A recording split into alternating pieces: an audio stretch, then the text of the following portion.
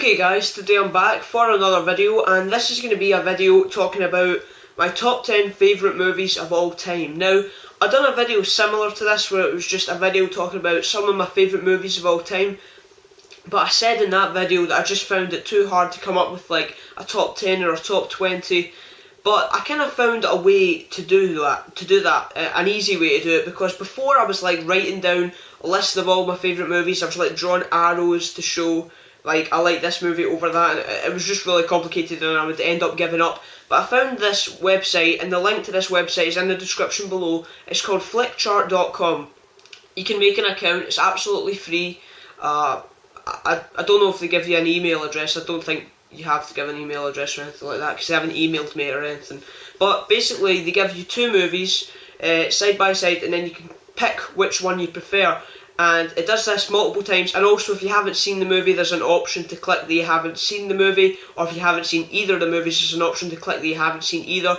And each time you do this, it compiles a list of your favourite movies of all time, and you'll see once you've done it, but you can do that. It's a lot of fun. If you're a film fan, you'll probably enjoy it, and it basically told me my top 10 favourite movies of all time. So I'm going to take that list, and I think it's pretty accurate. I'm pleased with the list it gave me. So we're just going to jump straight into this one, starting off with number 10 obviously, and it is The Shawshank Redemption. So if any film fan should probably be able to check this out. This one has incredible performances all round. It's a long film, but it keeps your attention, and I really respect long films that can do that. And I feel I'm a big believer in that good films can stir emotions from you, and you'll see that a lot in this list with the emotions it stirs, whether it's like it's just a fun response to it that I get, or it really makes me think afterwards like this film did. I mean, if a film gives you an emotion like where just pure anger because you hated the film so much, that's a different story, but this one, it really kept me thinking afterwards, and yeah. Definitely recommend that. I mean, any film fan would probably enjoy it. This is an animated one, and it is Finding Nemo. One of my favourite Pixar's. I mean, I said in my favourite movies of all time video, I just said basically all the Pixar films except for Brave and the two Cars films. I like Cars and Brave. I don't like Cars 2, but I like Cars and Brave. They're just not my favourites, but I really enjoy pretty much all the Pixar films. If I was to mention Monsters, I don't think Monsters University was out at the time I'd made that video. It might have been, but Monsters University I would put up there with Cars and Brave. Good movie, I enjoy it, but it's not one of my favourites. But yeah, this is one of my favourite Pixar films. It's just great performances all round, like Shawshank Redemption, but this is more a voice acting, and great animation, beautiful animation, whether it's the vibrant colours of the reef or the more polluted waters near Sydney. It looks beautiful, and this one also kept me thinking, you know, it's really fun as well, with great characters and stuff, but also the father-son relationship is really good in this one as well, so it's a great film. Next we have Forrest Gump, and this is a prime example of great character development. Obviously you would need to if the main character, obviously you're following him through his life, and it's a film that justifies its length. It's not a too long film, but it is quite long, and it justifies that obviously because it's going through someone's life. And yeah, develops the character brilliantly, and yeah, Tom Hanks does an amazing job as the title character. Then we have number 7 on my list as part of the Lord of the Rings trilogy, and it is the third movie in the series Return of the King. This is a great conclusion to an epic saga. It wraps up everything perfectly, and the action scenes in it are amazing. And again, this is a long film, especially the extended edition, but so exciting. It just keeps your attention that whole time. And just some people would complain that this has too many endings, but I didn't have a problem with that, just because, you know, I didn't want it to end. I love the trilogy so much, and 1 and 2 would definitely be up there, but 3 makes it into my list. I can separate that trilogy pretty easily, actually. The second one would be my least favourite. Still, all of them are awesome films, but the second one would be my least favourite, third would be my favourite, and the first one would be in the middle. Then we have part of the Star Wars saga, Episode 5, Empire Strikes Back, and this is possibly my favourite sci-fi film ever. It's just, in fact, it is my favourite sci-fi film. It's so much fun. It's just so exciting, and the story, the awesome heroes and villains, the locations that are portrayed, the score, what else?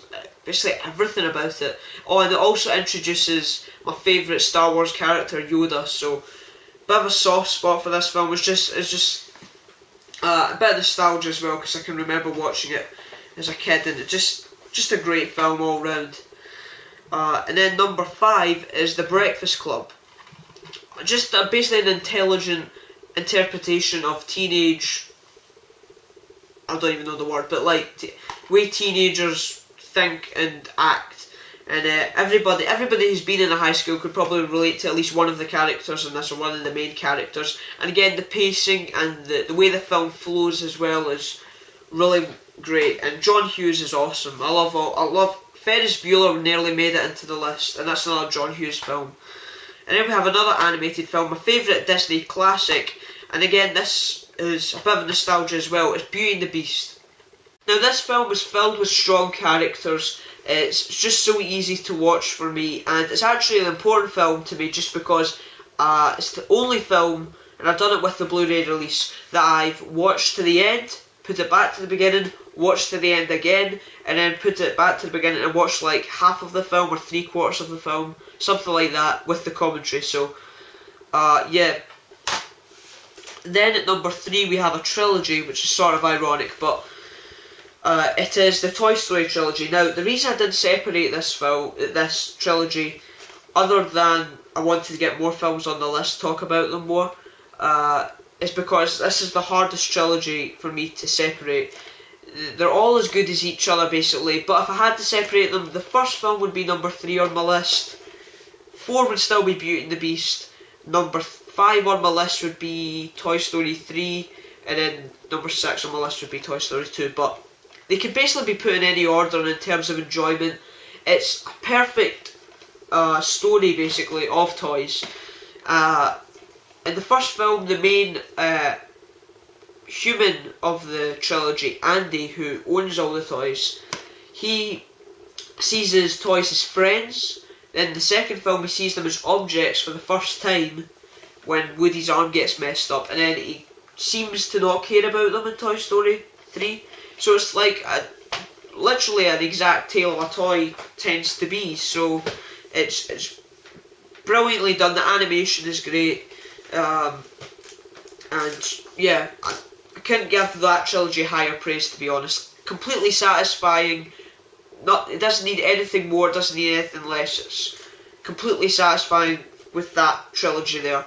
Number 2 is Jaws, and just the acting in this film, in the main cast and in the supporting cast, Spielberg's way of directing, the suspense the film creates, its iconic music, and one of the best movie-going experiences I've ever had is when I went to see the re-release of this in the cinemas. Just the atmosphere that the film creates, especially in a cinema, it's like nothing else, and it's, yeah, this film got me into films, to be honest, and it can't be duplicated. It's one of a kind.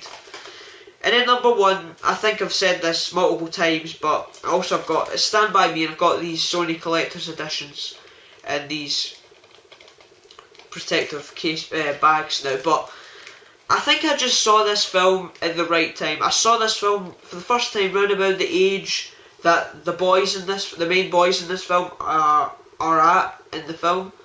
The characters are. And it just spoke to me and affected me in the best way it possibly could, and just, it's also based on a novella by Stephen King. It's just weird, like, Stephen King novels all make great movies, like Shawshank and this, and what else, The Shining, and I know I'm missing stuff like Carrie and stuff. Awesome guy in terms of his writing. In his movies, the movies are always adapted into great, turn out to be great, but I think this film just got me at the right time, I guess. And that's about it. I hope you enjoyed the video, guys. You should really check out flickshark.com and feel free to leave in the comments below your favourite film or films of all time.